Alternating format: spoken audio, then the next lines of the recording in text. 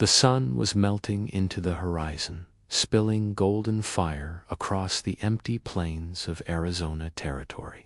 Jack Callahan rode slowly, his horse's hooves thudding against the dry earth, a cloud of dust trailing behind him like a ghost of the day's labor. Life had been nothing but grit and struggle lately. The cattle were thin, the well was running dry, and the loneliness of the frontier pressed against him heavier than his saddle. As he neared the old creek bed, something caught his eye, a small shape lying still beneath a dying mesquite tree. At first, he thought it might be a coyote or maybe a drunk miner, but when he got closer, his stomach tightened.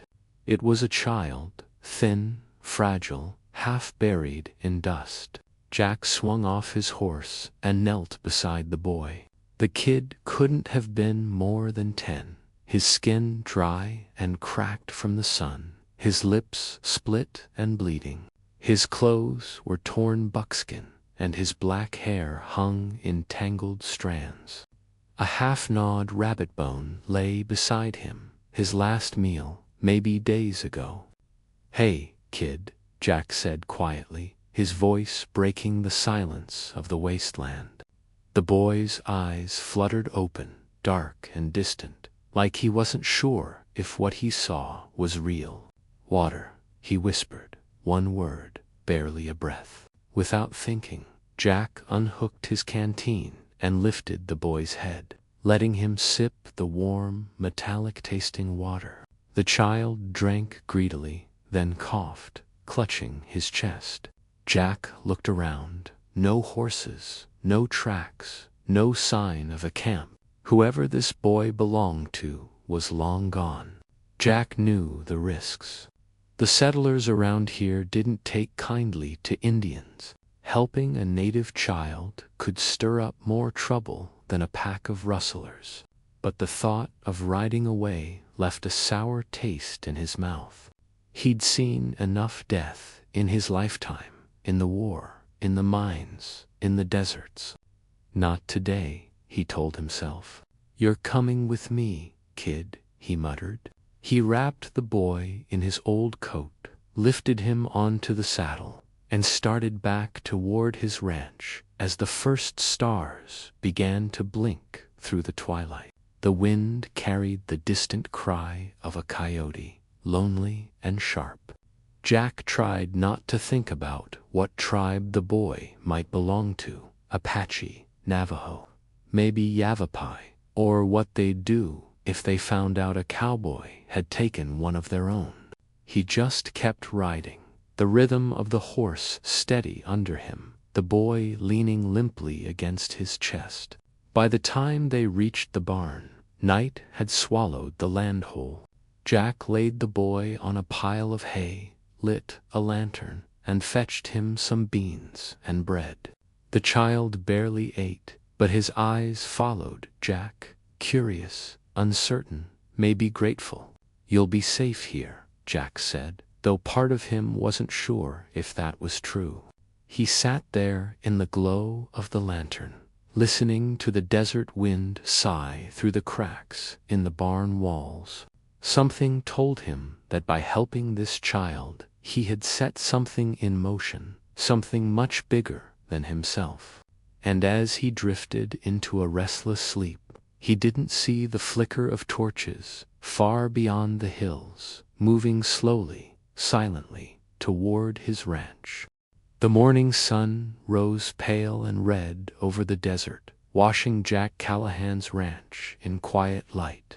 The smell of hay and horses filled the air as Jack stepped out of his cabin, boots crunching on the frost-hardened dirt. He hadn't slept much. His mind kept replaying the sight of that boy lying half-dead by the creek. Inside the barn, the child was awake now, sitting up weakly on a pile of hay. His dark eyes followed Jack as he came in with a tin plate of beans and bread. "Eat slow," Jack said, placing the food down. The boy hesitated, then took a cautious bite. "What's your name?" Jack asked. The boy looked up, his voice barely a whisper. Tuka Jack nodded. I'm Jack. They didn't speak much after that. Jack wasn't good with words, and the boy didn't seem to trust them yet. Outside, the wind picked up, carrying the dry scent of sage and dust. Jack spent the day tending to chores, fixing a broken fence, hauling water, but his eyes kept drifting to the hills beyond his land. Something about the silence felt wrong, too still, too heavy. Around noon, he saw them faint shapes moving along the ridgeline, glimmers of light catching on metal. He froze. Through the heat haze, he counted at least a dozen riders, maybe more. His heart sank. He knew who they were before he even reached for his rifle. Natives, warriors. Watching, they didn't come closer, just sat on their horses like ghosts carved out of the earth, silent and unmoving. Jack swallowed hard. He couldn't tell what they wanted, to threaten him, to scout, or to wait. He spent the rest of the day pretending not to see them, but every time he looked up, they were still there, patient as stone. When night came, he locked the barn doors and loaded his Winchester. The boy Tuka was sleeping again, his breathing shallow but steady. Jack sat near the lantern's glow, cleaning his rifle, listening to the wind scrape against the walls. Then he heard it, a faint sound in the distance, like a drum, slow, steady. Then another, then more. His blood ran cold. The sound rolled across the valley, echoing through the night, deep and rhythmic. Jack rose to his feet and stepped outside. On the horizon, beyond the dark hills, he could see flickering orange lights, campfires, dozens of them, maybe hundreds. He stood there for a long time, the rifle heavy in his hands, his mind racing. Had he made a mistake? Was saving that boy a line he shouldn't have crossed? The thought made him sick. He turned back, toward the barn, where Tuka now stood in the doorway, eyes wide, his small body trembling. They're coming, the boy whispered. Jack's breath caught. The boy hesitated, his voice cracking with fear and guilt. My people. Jack's jaw tightened.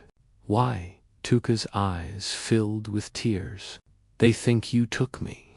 For a moment, the night went dead quiet, just the wind, the stars, and the soft creak of the barn door swinging in the cold breeze. Jack didn't move. He didn't curse or shout. He just stared out at the horizon, where the campfires were spreading like wildfire across the desert. Well, he muttered to himself, guess we're gonna find out what kind of man I really am. He went back inside, bolted the doors, and sat beside the boy. Somewhere out there, the warriors were gathering.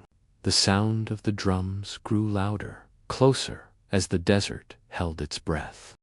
The night dragged on, like a long, slow breath.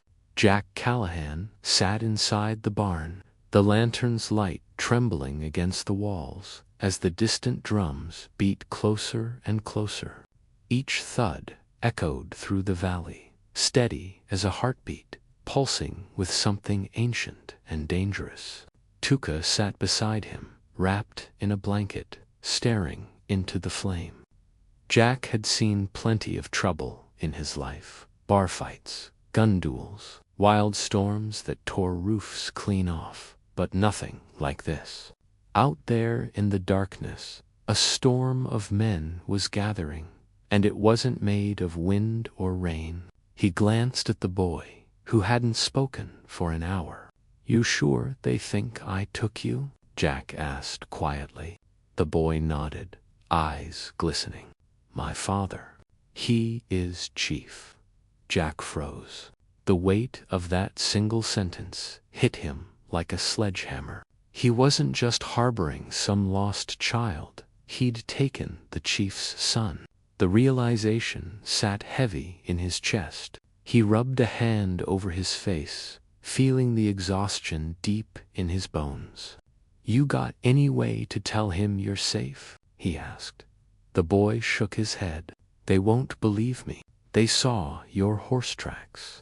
They think you stole me." Jack leaned back against the stall door, staring up at the rafters. "Well, ain't that just perfect?" he muttered.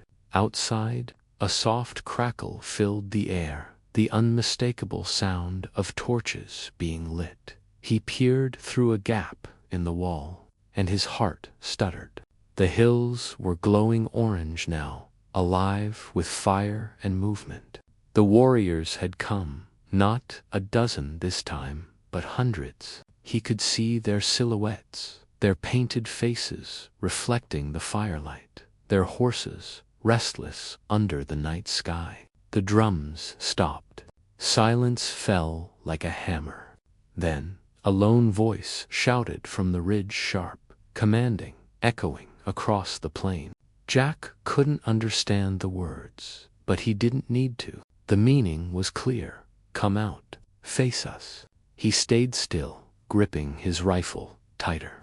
He could feel Tuka trembling beside him. "They want me," the boy whispered. Jack looked down at him. "If I let you go, they'll kill me anyway. They won't believe a word you say." The boy didn't answer. Jack took a deep breath, thinking hard, faster than he ever had before. Running was suicide. Fighting was worse. He'd be lucky to take 2 of them down before they burned his ranch to the ground. There had to be another way. He stood slowly and unlatched the barn door. "Stay here," he said. "No matter what happens, you don't come out till I say." Tuka's small hand grabbed his coat. "They'll kill you," he pleaded. Jack gave a half smile, the kind only a tired man can give. "Maybe," he said, "but if I don't try, we both die." He stepped out into the cold, the smell of smoke thick in the air. The torches lined the valley like a sea of stars, and standing before them was a tall warrior on a white horse, his chest painted in red streaks, his hair tied with eagle feathers.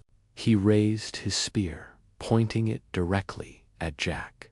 Behind him, 200 riders waited in silence. Jack raised his hands slowly, his rifle hanging from his shoulder. "I ain't your enemy," he called out. His voice echoed, swallowed by the night.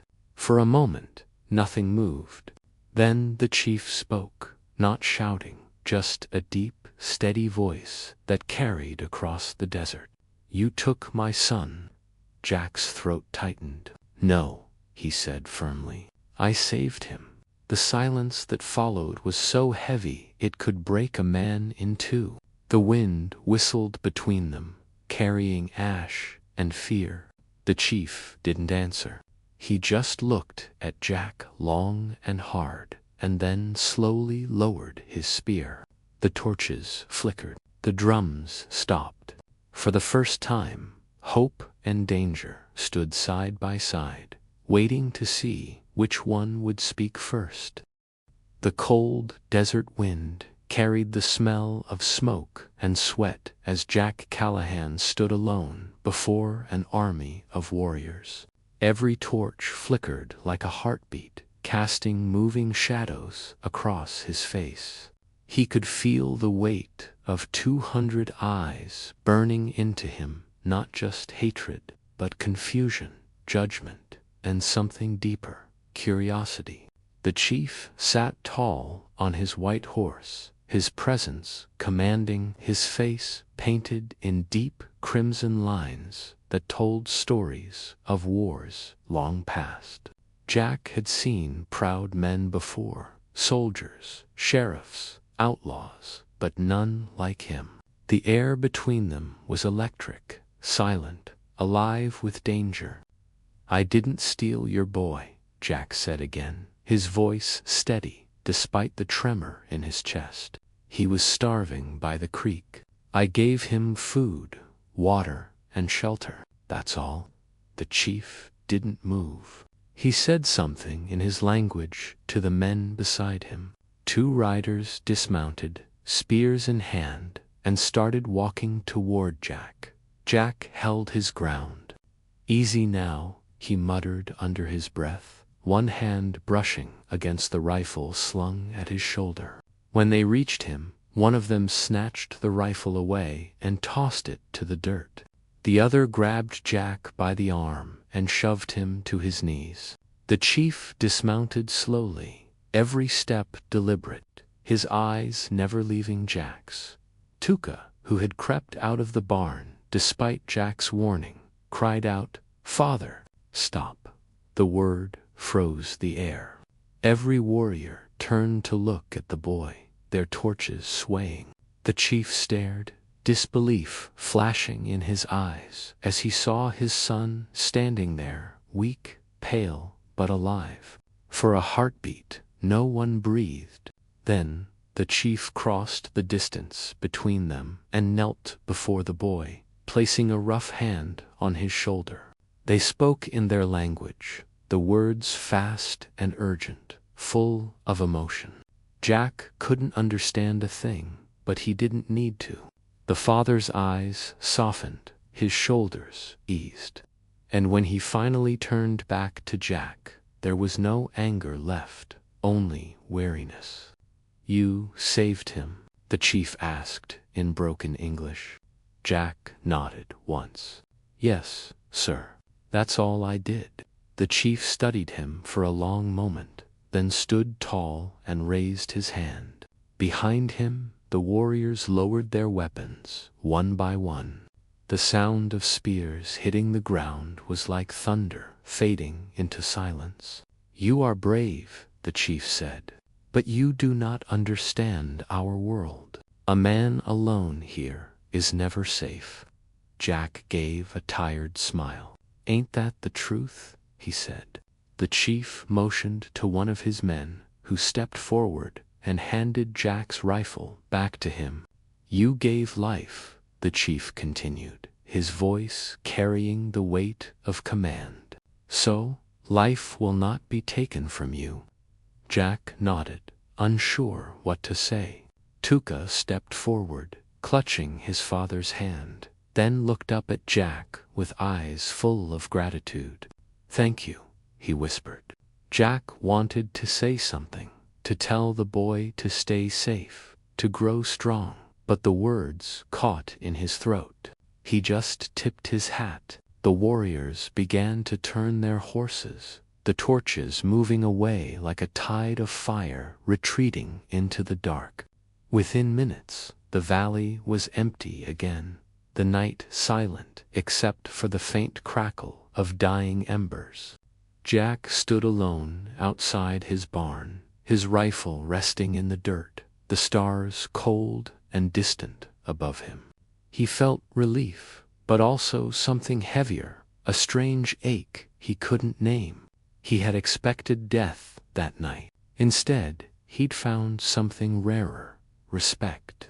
As he watched the horizon fade into darkness, he realized the Old West wasn't just about guns and grit, it was about honor, the kind that could bridge worlds divided by blood and fear. And though the warriors were gone, Jack knew deep down that something inside him had changed forever. The next morning rose in silence, the desert painted in soft gold and crimson as the sun climbed slowly over the ridges.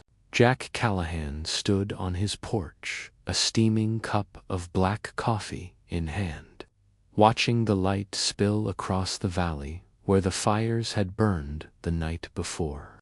It almost felt like none of it had happened. The drums, the torches, the sea of riders. Only the blackened patches of earth and a few broken arrows scattered in the dust reminded him it was real.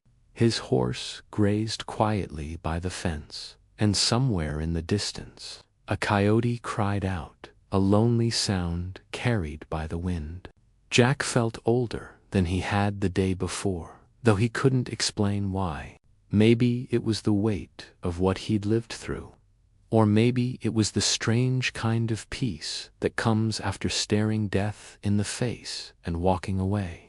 He set his cup down and opened the barn door. Inside, the hay still smelled of smoke and sweat. The boy was gone, but in his place was something else, a small carved totem resting on the hay bale, shaped like an eagle with wings spread wide. Jack picked it up carefully, turning it over in his calloused hands. The carving was rough, but full of heart. On the bottom, burned into the wood, were 2 words scratched in broken English for Jack. He let out a slow breath and smiled, a real one, the first in a long time. He slipped the totem into his coat pocket and stepped outside, looking toward the horizon where faint tracks disappeared into the desert. He knew Tuka was with his people now, safe under the protection of his father. That thought eased something deep inside him. As the hours passed, Jack went about his chores, fixing the gate, mending a saddle, but his thoughts kept wandering back to the night before the chief's eyes, proud and wise, the sound of the drums echoing like thunder over the sand. He realized he'd learned something in that moment of fire and fear, that courage wasn't about standing your ground with a gun. It was about standing your ground with your heart. When the sun began to dip again, he noticed something at the edge of his land, a figure on horseback, small against the blood-red sky. Jack's hand drifted to his rifle, instinct taking over, but as the rider approached, he saw it wasn't a warrior. It was Tuka, riding bareback, his hair whipping in the wind. The boy stopped a few yards away, dismounted, and held something wrapped in cloth. Jack walked over slowly. "You shouldn't be here," he said softly. Tuka just smiled and handed him the bundle. Inside was a beautifully crafted blanket, hand-woven with intricate patterns of red, white, and black, the mark of the chief's tribe. "Father says," Tuka said carefully, struggling with the words, "You are now brother." Jack felt a lump in his throat. He looked down at the boy, saw the strength in his eyes, and nodded. "You tell your father I said thank you," he managed to say, voice low and rough. Tuka nodded once, mounted his horse, and turned back toward. Jack watched him ride off until he became nothing more than a shadow melting into the horizon. The sun sank behind the hills, and the sky bled with color, crimson and gold blending into purple twilight. Jack stood there for a long time, the blanket in his hands, the totem warm in his pocket.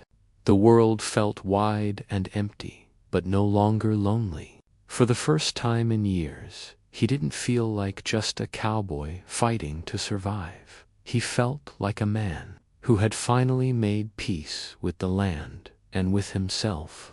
And as the last light faded from the sky, he whispered to the wind, "Safe travels, kid," before heading inside, the eagle totem hanging by his door, a promise between 2 worlds that would never be broken.